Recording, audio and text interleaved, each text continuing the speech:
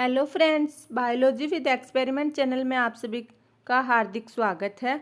आज से हम शुरू करेंगे क्लास 11 की जीव विज्ञान। यह क्लास जो क्लास 11 में पढ़ रहे हैं उन विद्यार्थियों के लिए, साथ में जो नीट परीक्षा की तैयारी कर रहे हैं उनके लिए, और जो फर्स्ट ग्रेड बायोलॉजी लेक्चरर की तैयारी कर रहे हैं उन विद्यार्थियों के लिए बहुत ही उपयोगी होगी। रोज़ रात 8 बजे एक क्लास अपलोड की कर दी जाएगी।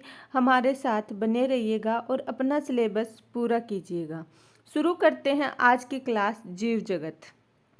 इसमें हम किस किस के बारे में देखेंगे? जीव जगत में विविधता और वर्गीकृत संवर्ग के बारे में जानेंगे। स्टार्ट करते हैं आज की क्लास जीव जगत। जीव जगत कैसा निराला है। जीवों के विस्तृत प्रकारों की श्रृंखला विषमकारी है। असाधारण वास स्थान, चाहे वे ठंडे पर्वत, पर्णपाती वन, महासागर, अलवणीय मीठा जलीय झीलें, मरुस्थल अथवा गर्म झरने जिनमें जीव रहते हैं, वे हमें आश्चर्यचकित कर देते हैं। सरपट दौड़ते घोड़े, प्रवासी पक्षियों, घाटियों में खिलते फूल अथवा आक्रमणकारी सारक की सुंदरता विस्मय तथा चमत्कार का आह्वान करती है। पारिस्थितिकी विरोध तथा समष्टि के सदस्यों तथा समष्टि और समुदायों में सहयोग अथवा यहाँ तक कि कोशिका में आणविक गतिविधि से पता चलता है कि वास्तव में जीवन क्या है। इस प्रश्न में दो निर्विवाद प्रश्न हैं। पहला तकनीकी, जो जीव अथवा निर्जीव क्या है, इसका उत्तर खोजने का प्रयत्न करता है। दूसरा प्रश्न है दार्शनिक, जो यह जानने का प्रयत्न करता है कि जीवन का उद्देश्य क्या है।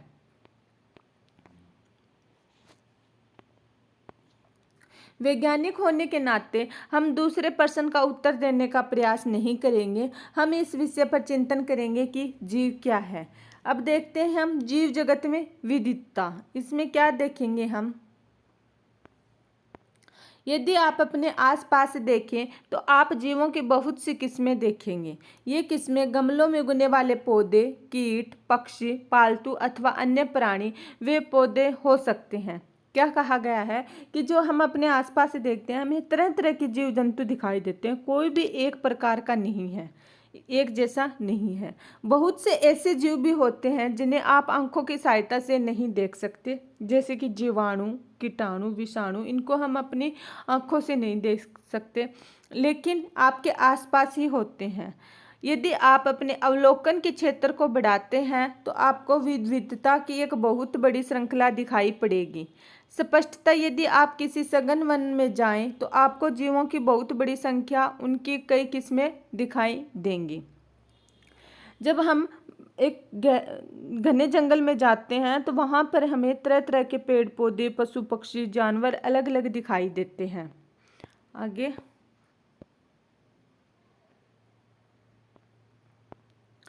प्रत्येक प्रकार के पौधे, जंतु अथवा जीव जो आप देखते हैं किसी एक जाति स्पीसीज का प्रतीक है।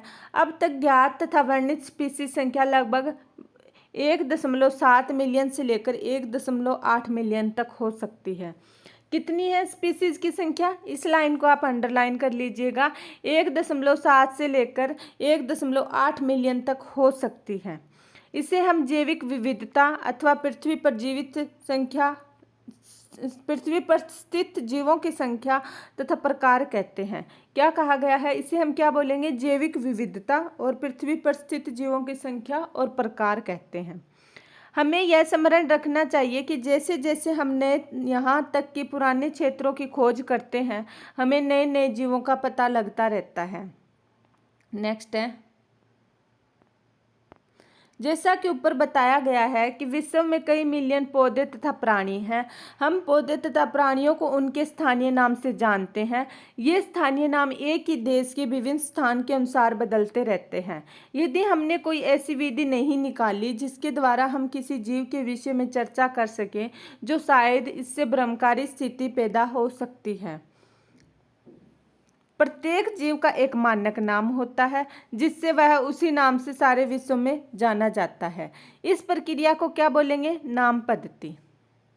क्या बताया गया, कि पेड़ पौधा हो, जंतु हो, उसका एक मानक नाम होगा। जैसे कि हमारा अपने घरों में भी नाम होता है। अगर किसी घर में 4 बहन भाई है तो उन चारों बच्चों के अलग अलग नाम होंगे, उनको सेम नाम से नहीं पुकारते। इसे हम क्या बोलेंगे, मानक नाम। और इस क्रिया को क्या बोलेंगे, नाम पद्धति, मतलब किसी चीज़ को नाम देना। ऐसे बिना नाम के उसकी पहचान करना थोड़ा मुश्किल हो जाता है।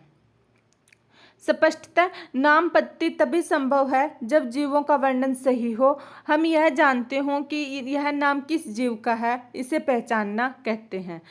नाम पद्धति कब संभव होगी, जब हम उसको जानते हैं और उसको उस नाम से पहचानने में हमें आसानी हो। नेक्स्ट देखते हैं।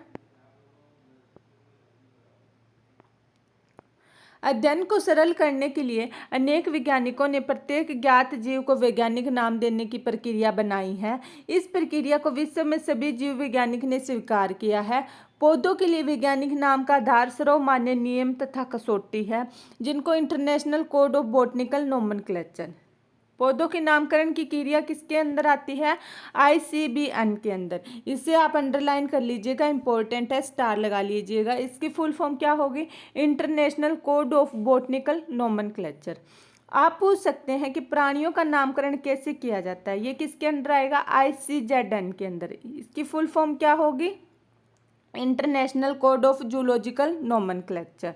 क्या होगी, पौधों का नाम किसके अंदर आएगा, ICBN के अंदर, international code of botanical nomenclature. और प्राणियों का नाम किसके अंदर आएगा, international code of zoological nomenclature. इनकी पर आप स्टार लगा लीजिएगा, अंडरलाइन कर लीजिएगा, इंपॉर्टेंट लाइन है ये। वैज्ञानिक नाम की यह गारंटी है कि प्रत्येक जीव का एक ही नाम रहे। किसी भी जीव के वर्णन से विश्व में किसी भी भाग के लोग एक ही नाम बता सकते हैं। वे यह सुनिश्चित करते हैं कि एक ही नाम किसी दूसरे ज्ञात जीव का ना हो, मतलब एक नाम 2 जीवों का ना हो, सेम अलग अलग हो। जीव वैज्ञानिक ज्ञात जीवों के वैज्ञानिक नाम देने के लिए सार्वजनिक मान्य नियमों का पालन करते हैं। प्रत्येक नाम के 2 घटक होते हैं, कौन कौन से, वंश नाम तथा जाति संकेत पद। प्रत्येक नाम के कितने घटक होंगे, 2, इंपॉर्टेंट है, अंडरलाइन कर लीजिएगा, वंश नाम तथा जाति संकेत पद। इस प्रणाली को, जिसमें 2 नाम 2 घटक होते हैं, उसे द्विनाम पद्धति कहते हैं। क्या बोलेंगे, द्विनाम पद्धति। एक वंश नाम और जाति संकेत नाम, इसे बोलेंगे द्विनाम पद्धति। अंडरलाइन कर लीजिएगा, इंपॉर्टेंट है। और यह किसने दिया, कैरोलस लिनियस ने। द्विनाम पद्धति किसके द्वारा दी गई, कैरोलस लिनियस के द्वारा। पढ़ते हैं, इस नामकरण प्रणाली को कैरोलस लिनियस ने सुझाया था। इंपॉर्टेंट है, अंडरलाइन लगा लीजिएगा, स्टार लगाइएगा। इसका उपयोग सारे विश्व के जीव विज्ञानी करते हैं। 2 शब्दों वाली नामकरण प्रणाली बहुत सुविधाजनक है। आओ आपको आम का उदाहरण द्वारा वैज्ञानिक नाम देने की विधि को समझाएं। आम का वैज्ञानिक नाम मेंजिफेरा इंडिका है। आम का वैज्ञानिक नाम क्या है, मेंजिफेरा इंडिका। वंश नाम और जाति संकेत पद 2 नामों से मिलकर बना है।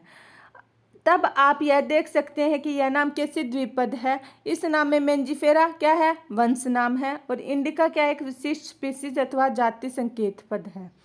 नाम पद्धति के अन्य सार्वजनिक नियम निम्नलिखित हैं। मतलब जब हम द्विनाम पद्धति करते हैं तो इसके कुछ नियम बनाए गए हैं, उनको देखते हैं। जैविक नाम प्राय लैटिन भाषा में होते हैं। कौन सी भाषा में, लैटिन में। और तिरछे अक्षरों में लिखे जाते हैं। कैसे अक्षरों में, तिरछे में। इनका उद्भव चाहे कहीं से भी हुआ हो, इन्हें लैटिनीकरण अथवा इन्हें लैटिन भाषा के व्युत्पन्न समझा जाता है।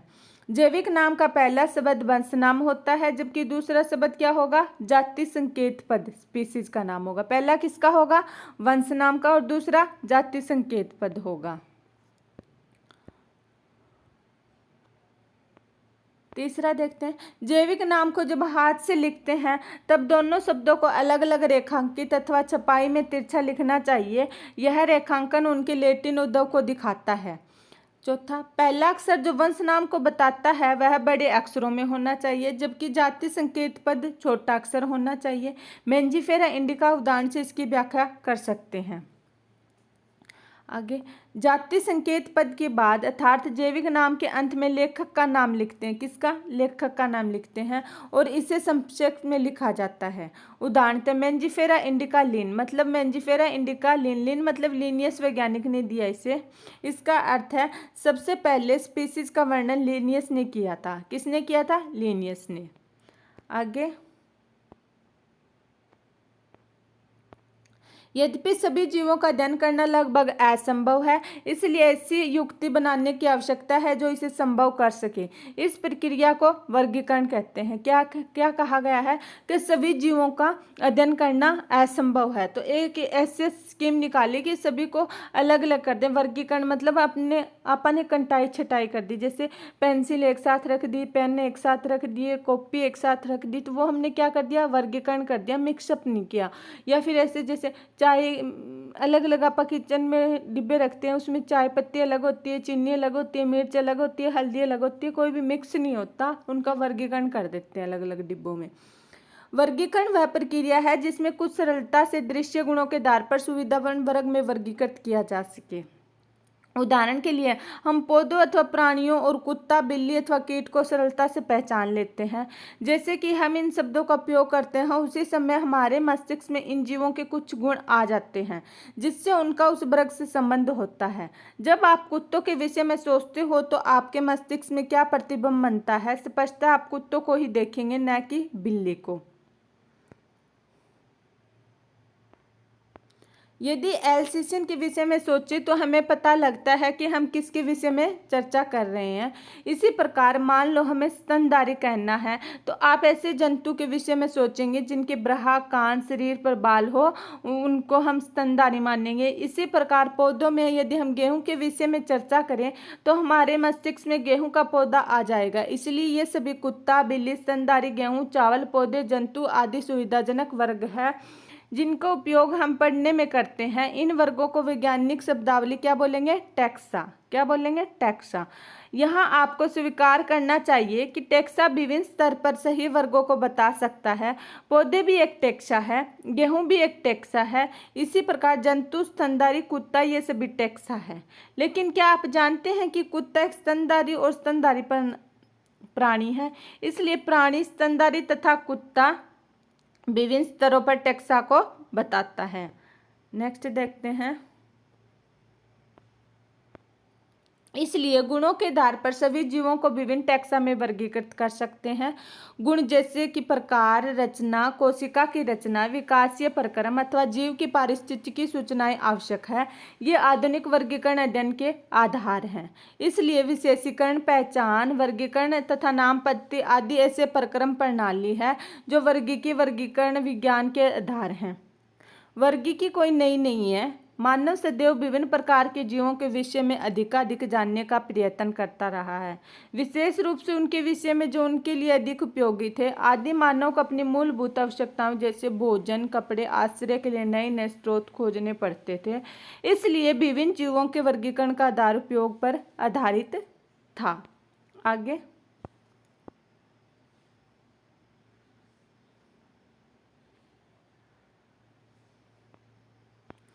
काफी समय से मानव विभिन्न प्रकार के जीवों के विषय में जानना और उनकी विविधता सहित अनेक संबंध में रुचि लेता रहा है।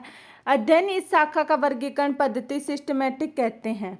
सिस्टमैटिक शब्द लैटिन शब्द सिस्टेमा से आया है। ये इंपॉर्टेंट लाइन है, आप यहाँ स्टार लगा लीजिएगा, अंडरलाइन कर लीजिएगा, कुछ भी कीजिएगा।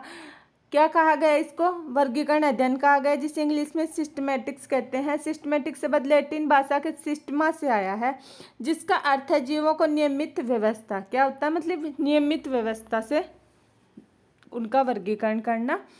लीनियस अपने पब्लिकेशन का टाइटल सिस्टेमा नेचर चुना। लीनियस की पब्लिकेशन का टाइटल क्या था? सिस्टेमा नेचर। या फिर सिस्टेमा नेचर किसकी है? लीनियस की। ये इंपॉर्टेंट है, अंडरलाइन कर लीजिएगा, रिपीट कीजिएगा। सिस्टेमा नेचर किसकी है? लीनियस की। वर्गीकरण पद्धति में पहचान, नाम, पत्ती, वर्गीकरण को शामिल करके इस क्षेत्र को बढ़ा दिया गया है। वर्गीकरण पद्धति में जीवों का विकासीय संबंध का भी ध्यान रखा गया है। नेक्स्ट है वर्गीकी संवर्ग। यहाँ से अपन कल करेंगे, फिर 2 क्लास में ये पूरा चैप्टर कंप्लीट हो जाएगा। जानने से पहले वीडियो को लाइक, चैनल को सब्सक्राइब एंड शेयर करें। Thank you.